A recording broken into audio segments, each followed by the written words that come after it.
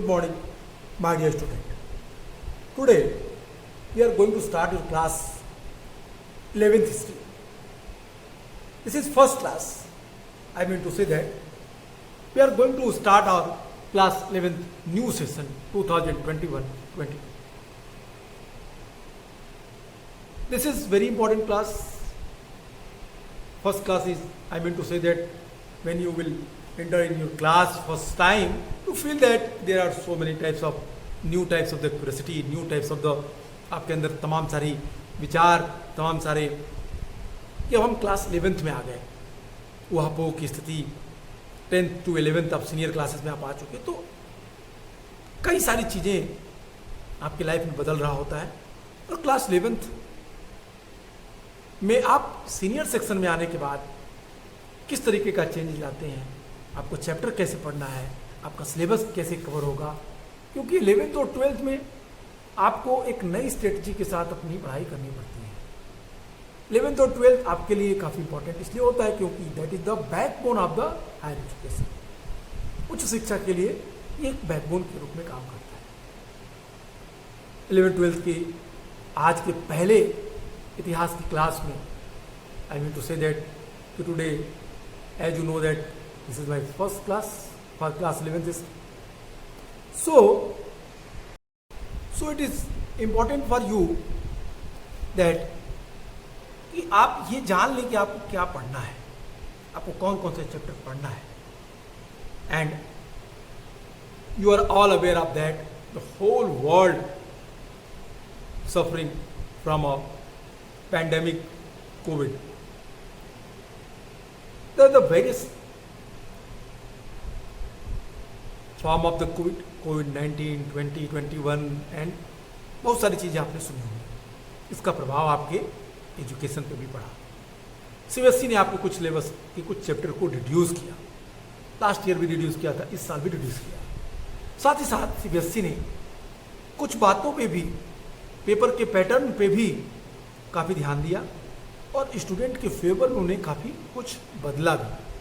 क्या बदलाव किया, क्या चेंजेज आए, इन चीज़ों पे हम आज इस क्लास में बात करेंगे। आज की इस क्लास का सबसे महत्वपूर्ण एम है कि आपको ये समझाना कि आपको कौन कौन से चैप्टर पढ़ने हैं, कौन कौन से चैप्टर से क्वेश्चन ज़्यादा आते हैं, कौन कौन सा चैप्टर आपके लिए हाफ ईयरली तक कितने से कवर होंगे, कितने चैप्टर हम लोग पढ़ेंगे, पेपर पैटर्न कैसा होगा और हमारे सिलेबस में कौन कौन सा चैप्टर है। इन सारी चीज़ों पे आज बात करेंगे। इतिहास विषय पे बात करेंगे, हिस्ट्री सब्जेक्ट पे बात करेंगे। So let's start. Dear student, as you know that class 11th history, that is the world history, theme in world history, book name is theme in world history.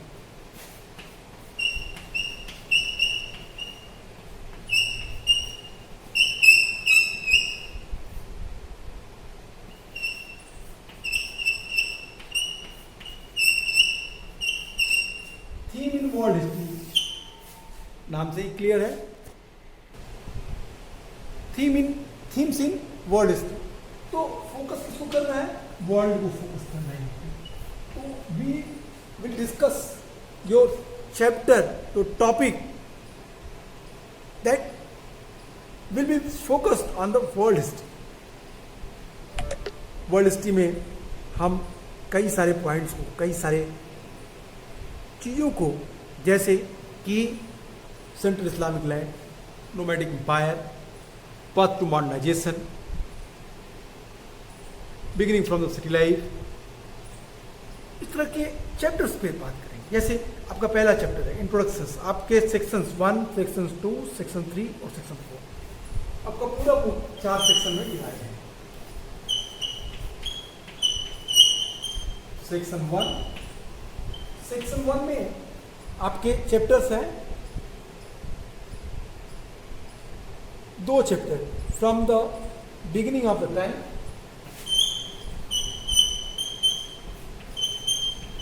From the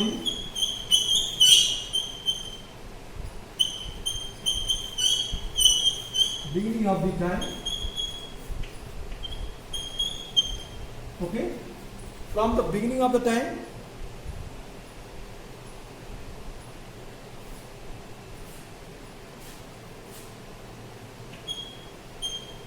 okay, from the beginning of the time. और second आपका chapter है writing and city life.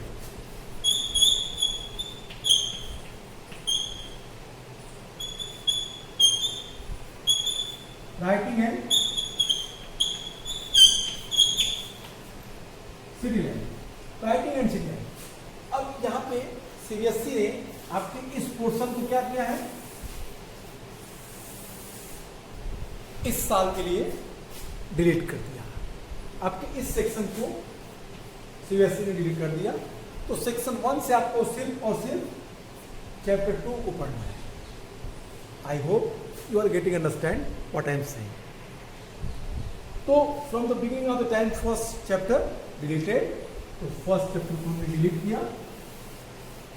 अब section 1 से हमें पढ़ना है सिर्फ chapter 2 writing and city life. Okay, तो हमारी एक चैप्टर हो।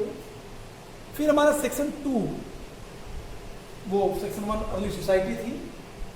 सेक्शन 1 क्या है हमारा, अर्ली सोसाइटी।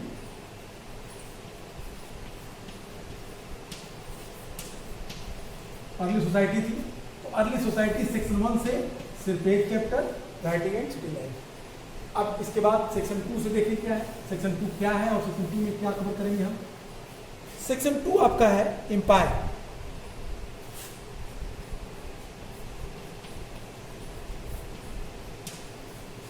एम्पायर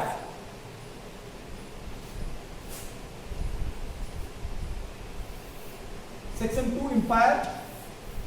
एम्पायर में कितने चैप्टर हैं आपके, इसमें कुल आपको empire across 3 continent, the central Islamic land और नोमैडिक एम्पायर, 3 चैप्टर यहां पे भी आपको मिलेंगे। चैप्टर 1 आपका है, चैप्टर 1 है आपका empire across 3 continent.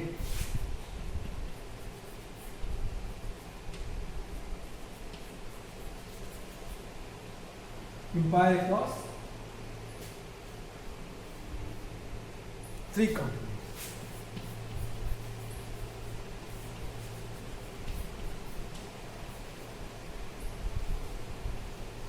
Empire across 3 continent. इसे पूरा कर लीजिए। ओके, अब चैप्टर इसमें थीम 2 में चैप्टर 2 है आपका, कौन सा है आप देखिए, the central Islamic land. The central Islamic land,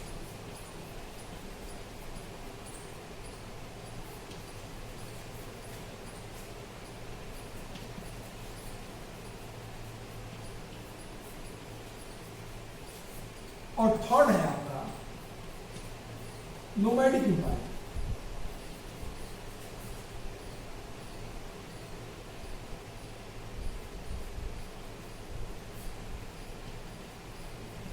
okay, nomadic empire.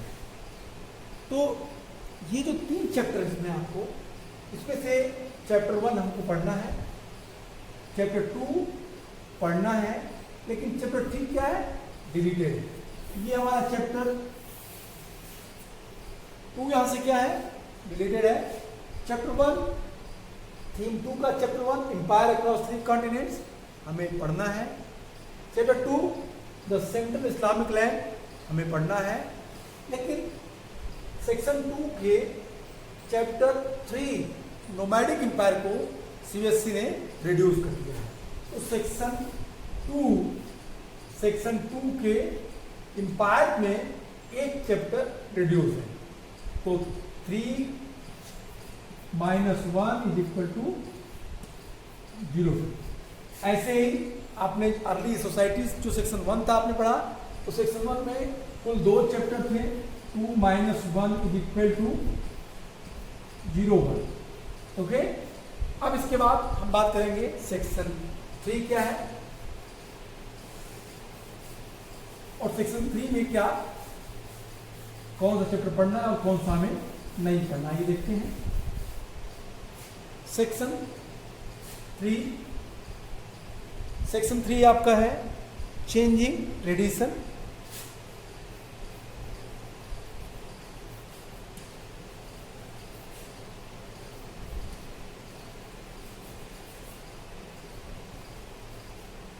ये आपका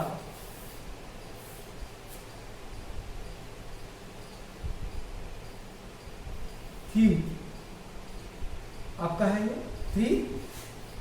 इसमें कुल चैप्टर है थीम थ्री में। आप देखिए, पहला है tree order, changing cultural tradition और कन्फ्रंटेशन ऑफ द कल्चर। इसमें भी 3 चैप्टर हैं। पहला चैप्टर है the three order.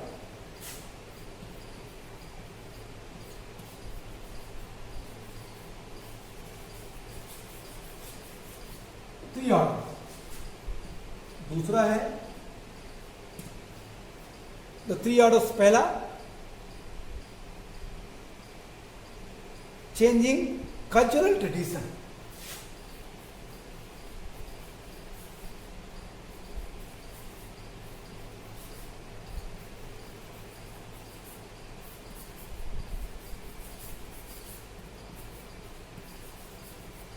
Changing cultural tradition, ये आपका दूसरा।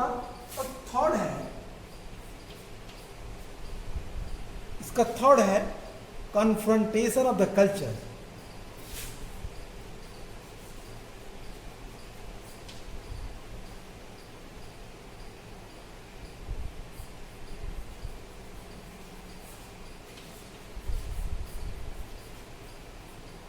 ओके, तो हमें सेक्शन 3 के चेंजिंग ट्रेडिशन के सेक्शन से 3 चैप्टर्स में हमें चैप्टर 1 थ्री ऑर्डर्स पढ़ने हैं। थ्री ऑर्डर्स में क्लैरिटी, नोबेलिटी, प्लीजेंट्री, और फिर इसके बाद वो डिटेल्स ये हमें पढ़ने हैं। हमें चेंजिंग कल्चरल ट्रेडिशंस ये भी पढ़ना है। चेंजिंग कल्चरल ट्रेडिशंस में हमें पूरी हिस्ट्री में जो एक इंटेलेक्चुअल डेवलपमेंट हो रहे हैं, जो आर्किटेक्चरल डेवलपमेंट हो रहे हैं, उन्हें हमें इसमें ध्यान देना है। और हमारा कन्फ्रंटेशन ऑफ द कल्चर जो सीबीएसई का ये वाला सेक्शन है, उस सीबीएसई उसे क्या किया है, डिलीट कर दिया। तो यहां से भी एक चैप्टर डिलीट हुए, यहां से भी एक चैप्टर डिलीट। तो यहां पे हम लिख सकते हैं 3 - 1 = 0 2। हम ये क्यों लिख रहे हैं? Why I point out this? Because it is very helpful to understand that की what we have to read, हमें क्या पढ़ना है, तो जानना बहुत जरूरी है। क्योंकि आप whenever you will not aware of your syllabus and chapter, it would be very difficult for you to understand that what we prepare to pass the examination. Exam को पास करने के लिए हमें क्या क्या करना है। अब आइए सेक्शन 4 को देखते हैं। सेक्शन 4 लास्ट सेक्शन है आपके।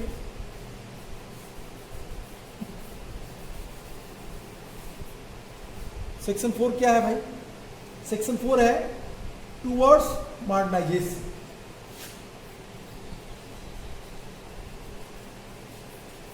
टूवर्ड्स मॉडर्नाइजेशन आप समझ लेंगे। सेक्शन 4 है आपका ये, टूवर्ड्स मॉडर्नाइजेशन, सेक्शन 4। तो टूवर्ड्स मॉडर्नाइजेशन में चैप्टर हैं कुल 9, 10, 11, 3 चैप्टर।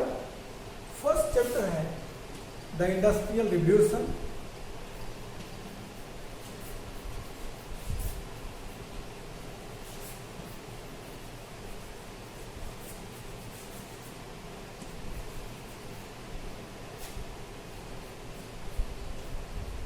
सेकेंड है आपका डिस्प्लेसिंग इंडिजिनियस पीपुल। कर लीजिए, ठीक है।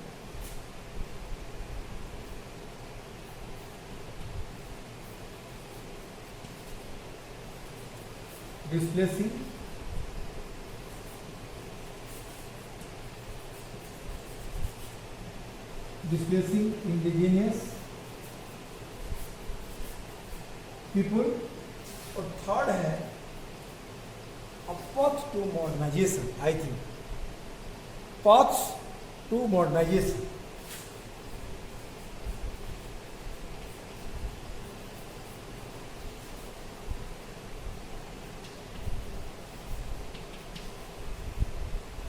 टू मॉडर्नाइजेशन, ये पूरा का पूरा सेक्शन हमें सेक्शन 4 का तीनों चैप्टर में पढ़ने हैं कि इंडस्ट्रियल रेवोल्यूशन हमें पढ़ने हैं। इंपॉर्टेंट चैप्टर है, बार बार क्वेश्चन पूछते हैं बोर्ड में, कई इंपॉर्टेंट क्वेश्चन यहाँ से बनते हैं इंडस्ट्रियल रेवोल्यूशन से। फिर डिस्प्लेसिंग इंडिजिनस पीपुल, जो नेटिव पीपुल्स थे उनके साथ कैसा व्यवहार हुआ, वो किस तरीके से लाइफ को अपने सर्वाइव कर पाए, उनके बारे में हम पढ़ेंगे चैप्टर सेकेंड। चैप्टर थर्ड है पथ टू मॉडर्नाइजेशन। पथ टू मॉडर्नाइजेशन चैप्टर थर्ड है, इसमें हम चाइना और जापान के डेवलपमेंट को देखेंगे, किस तरीके से वो मॉडर्न हुए, किस रास्ते पर चल के वो आगे बढ़े और विकसित राष्ट्र के रूप में, या विकसित राष्ट्र के रूप में अपने को चेंज किया, या विकसित राष्ट्र के पथ पर तेजी से आगे बढ़े। Japan, as you know that is a developed country, and China that is developing country, but it is not the developed तो है नहीं, लेकिन डेवलपिंग में काफ़ी ऊपर है।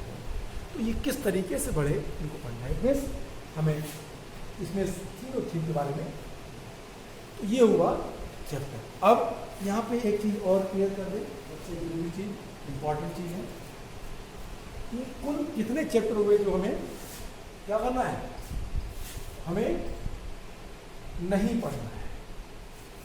तो नहीं पढ़ने वाले सब्जेक्ट चैप्टर नाम है, मैं लिख दे रहा हूँ एक बार,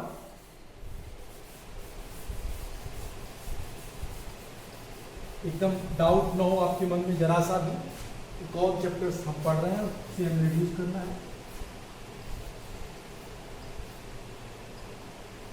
थीम 1 से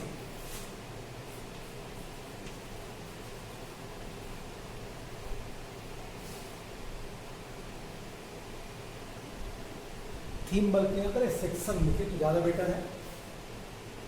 सेक्शन 1 से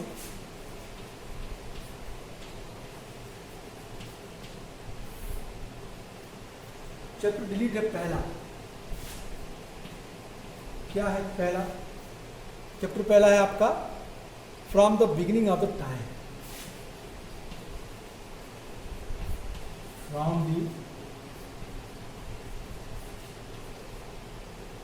from the beginning of the time,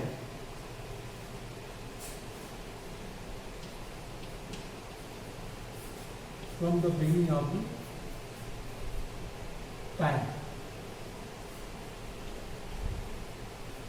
okay, section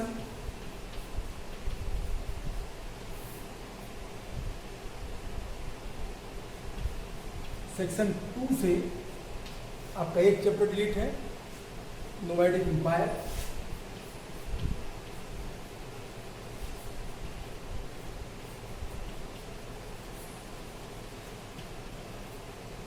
और सेक्शन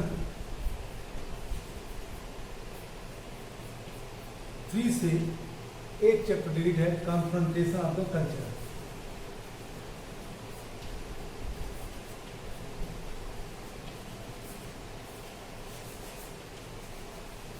ओके, ये चैप्टर्स हैं जो डिलीटेड है। हमने आपको बोर्ड पे लिख के बता दिया कि कितने चैप्टर डिलीटेड है, और यहाँ पे देखिए ऐसे करेंगे तो कुछ चैप्टर हुए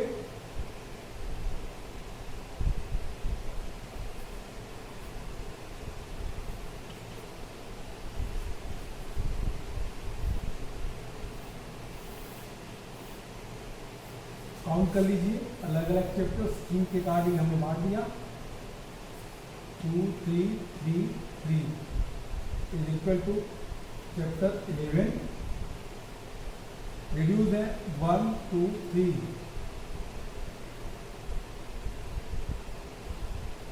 0 3। कुछ चैप्टर कितने पढ़ने हैं आपको? 0। आपको चैप्टर कुल पढ़ रहे हैं 8। इन 8 चैप्टरों को आप सिस्टमैटिक रूप से आपको इसको देखना है और समझना है। आपके लिए एक बेटर अपॉर्चुनिटीज़ है कि कोविड में आपके सिलेबस को सीबीएसई ने रिड्यूस किया।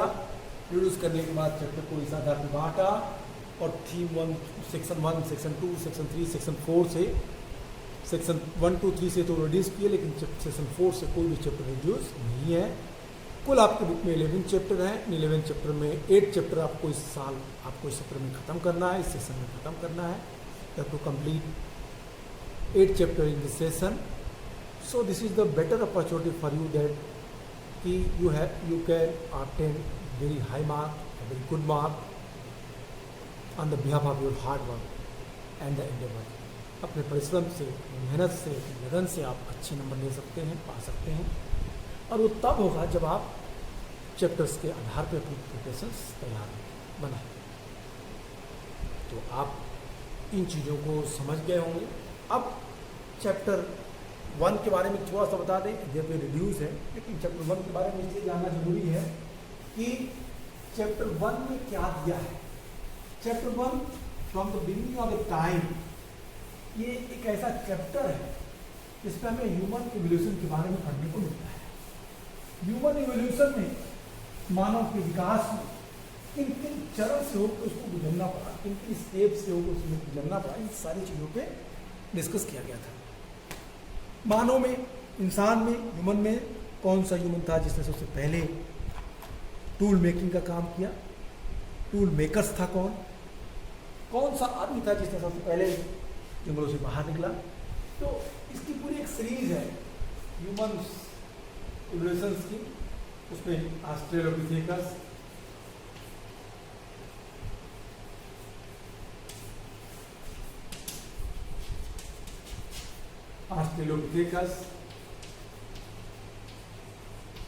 होमो निएंडरथल,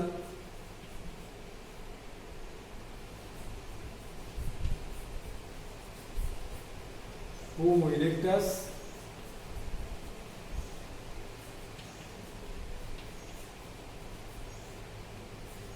होमो सेपियंस, डी सेपियंस यानी होमो सेपियंस, और फिर इसके बाद डेवलप फॉर्म है होमो सेपियंस डी सेपियंस। ये मानव की स्पेसीज थी, इससे मानव का विकसित रूप होमो सेपियंस सेपियंस आया अस्तित्व में। कब मानव आया, मानव सदृश से प्राणी धरती पे कब आया? 3.2 माया टू 3.7 माया के बीच कोई ह्यूमन टाइप का जीव धरती पे आया, और इसमें जो होमो हैवेलिसिस था,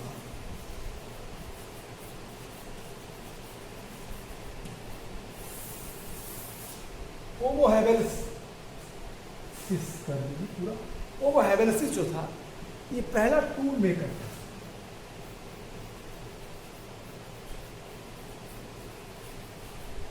टूल मेकर्स, होमो हैवेलिसिस वो पहला मानव था जिसने सबसे पहले टूल्स का निर्माण किया।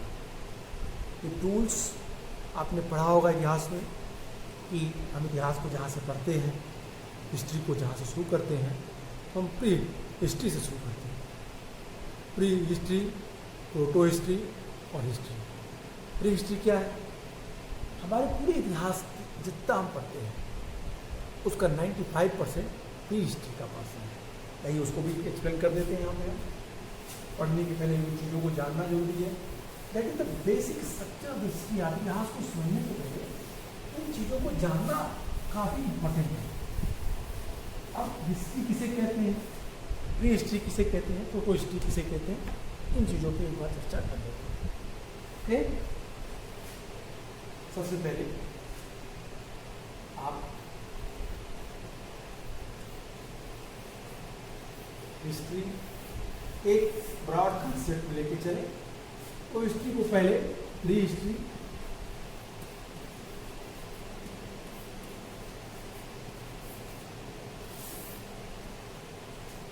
प्री हिस्ट्री को ये हमारे पूरे हिस्ट्री के कालखंड का 95% यही है। 95% हिस्ट्री हमारी प्री हिस्ट्री है। इसके बारे में हमें बहुत कम जानकारी है। we have a little bit information about priest. It is a very vast. It covers the very vast area. History. 95% history. Okay. History divided into three parts on the basis of prehistory. Okay. Let me complete prehistory. Then after I will discuss the part. Prehistory first. Second, protohistory.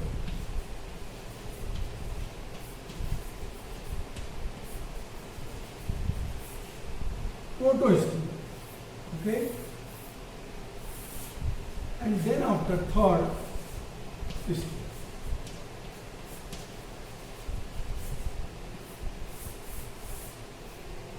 Having seen this category, one question should be arise in your mind. But on the which basis we are categorizing them in three parts: prehistory, protohistory, and history. Prehistory means where the people, where the hominids, homo-like species, they were fully illiterate. They don't know about writings. They cannot read and write. So that's why no written evidence. We have to understand them. No one written inscriptions we found which gives us the proper information about the prehistorical human beings, prehistorical culture. But one more thing I would like to share with you, that in the prehistory we have a good collection of the monolith paintings.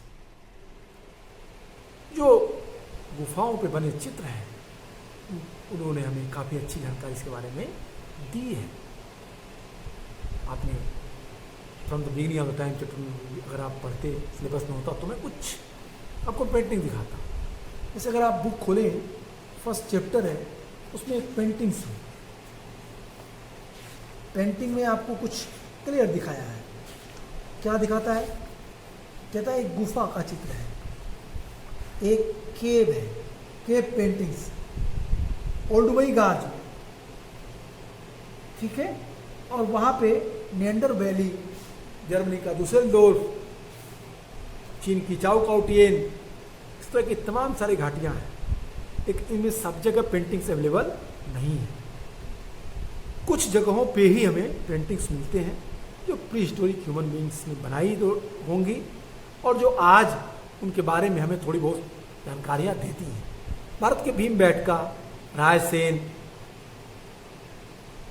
जैसी कुछ गुफाएं हैं, केव है, जहाँ से हमें cave paintings मिली जो हमें उस समय के मानव के रहन सहन, जीवन, उनके खान पान, उनके दैनिक एक्टिविटीज़, डेली रूटीन्स के बारे में जानकारी देती है. पेंटिंग्स मोस्टली शिकार के बनाए गए हैं. कुछ लोग जानवरों को घेर के पीछे दौड़ रहे हैं, कुछ लोग कुछ और कर रहे हैं. इस तरह की जो पेंटिंग्स हैं उनके आधार पर ये पेंटिंग्स हमें उनके बारे में इंफॉर्मेशन देते हैं. अब प्रोटो हिस्ट्री क्या है? प्रोटो हिस्ट्री यहाँ पे क्या थी? राइटिंग्स नहीं था, या हम लिखे रिटन एविडेंस नहीं था तो ज्यादा बेटर होगा.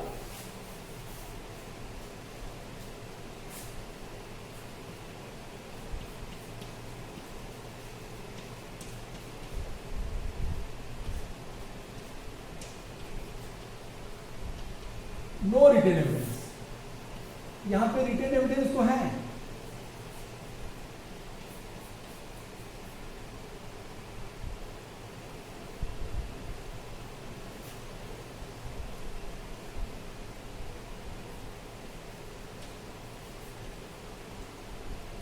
यहाँ पे रिटन एविडेंस तो है लेकिन ये पढ़े नहीं है. और हिस्ट्री में हमें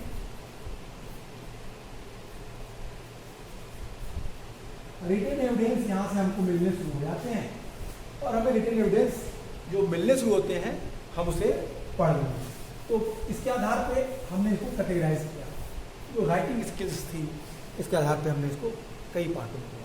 मैंने कहा प्री हिस्ट्री में राइटिंग एविडेंस नहीं थी, रिटेन एविडेंस कुछ भी नहीं था पेंटिंग्स को छोड़ के। प्रोटो हिस्ट्री में रिटेन एविडेंस है लेकिन हम उसे पढ़ नहीं पाए। For example Indus script history वो काल था जहाँ से मानवों ने लिखना और उनके रिटेन एविडेंस हमें मिलना शुरू हुआ और उन्हें पढ़ के हम उनके इतिहास को आसानी से समझ सकते हैं। तो रिटेन एविडेंस हमें हिस्ट्री में ये कहाँ शुरू होगी? 6th century BC। ओके, ये कहाँ से है? ये है आप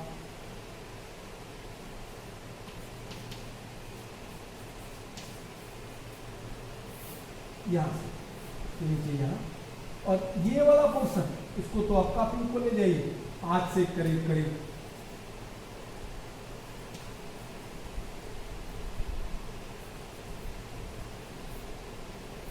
35 बिलियन ईयर एगो, आज से करीब करीब 35 लाख साल पहले की परिस्थिति। तो इस तरीके से हम इसको भारत के इतिहास को पढ़ सकते हैं। नेक्स्ट क्लास में हम आपका चैप्टर 2 शुरू करेंगे। आपका चैप्टर 2 है, सबसे अच्छी बात यह है कि इसमें हम राइटिंग एंड सिटी लाइफ को पढ़ेंगे और राइटिंग एंड सिटी लाइफ हमें किसके बारे में बताएगा? राइटिंग एंड सिटी लाइफ हमें मेसोपोटामियन सिविलाइजेशन की एक छोटी सी झांक देगा। आज के लिए इतना ही। Good bye.